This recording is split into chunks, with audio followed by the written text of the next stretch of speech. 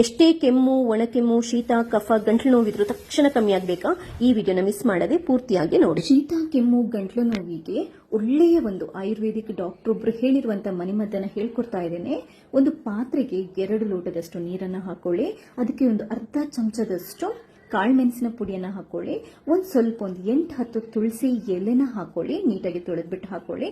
ಹಾಗೆ ನೀವು ಒಣ ಶುಂಠಿ ಇದ್ರೆ ಅದನ್ನ ಗುದ್ಬಿಟ್ಟು ಒಂದು ಅರ್ಧ ಚಮಚದಷ್ಟು ಹಾಕೊಳ್ಳಿ. ಹಾಗೇನೆ ಇನ್ನೊಂದು ಮುಖ್ಯ ಇಂಗ್ರೀಡಿಯೆಂಟ್ ಏನು ಅಂತಂದ್ರೆ ವೀಳ್ಯದೆಲೆ. ಒಂದು ವೀಳ್ಯದೆಲೆನ ಚೆನ್ನಾಗಿ ತೊಳೆದ್ಬಿಟ್ಟು ನೀಟಾಗಿ ಕಟ್ ಮಾಡ್ಕೊಂಡು ಹಾಕೊಳ್ಳಿ. ಈ ವೀಳ್ಯದೆಲೆ, ಶುಂಠಿ, ಕಾಳುಮೆಣಸು ಶೀತನ ಕಮ್ಮಿ ಮಾಡಲಿಕ್ಕೆ, ಕೆಮ್ಮನ್ನ ಕಮ್ಮಿ ಮಾಡಲಿಕ್ಕೆ ತುಂಬಾ ಅಂತಂದ್ರೆ ತುಂಬಾ ಒಳ್ಳೆಯದು. ಇದನ್ನ ನೀಟಾಗಿ ಕುದಿಸ್ಕೋಬೇಕು. ನೀರು ಎಷ್ಟು ಇಟ್ಟಿದ್ದೇವೆ ಅದು ಅರ್ಧದಷ್ಟು ಆಗಬೇಕು. ಅದಾದ ನಂತರ ಅದನ್ನ ಸೋಸ್ಕೊಂಡು ರುಚಿಗೆ ಬೇಕಾದ್ರೆ ಬೆಲ್ಲನ ಹಾಕಿ ಅರ್ಧ ಲೋಟದಷ್ಟು ದಿನಕ್ಕೆ 2 ಸರಿ ಕುಡಿಯಬೇಕು. ತುಂಬಾ ಬೇಗ ಕೆಮ್ಮು ಕಮ್ಮಿ ಆಗುತ್ತೆ.